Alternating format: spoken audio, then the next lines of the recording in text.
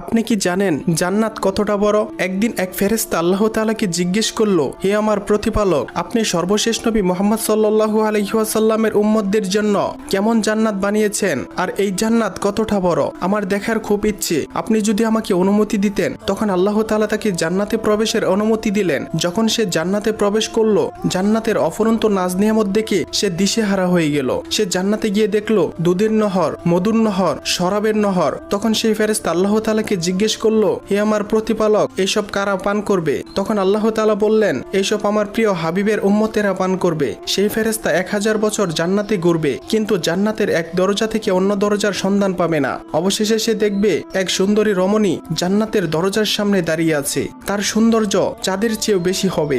তখন সেই ফেরেশতা তাকে জিজ্ঞেস করবে, তুমি কে আর এখানে কি করছো? তখন সেই জান্নাতি রমণী বলবে, আমি মুহাম্মদ সাল্লাল্লাহু আলাইহি ওয়াসাল্লামের উম্মতদের জন্য অপেক্ষা করছি।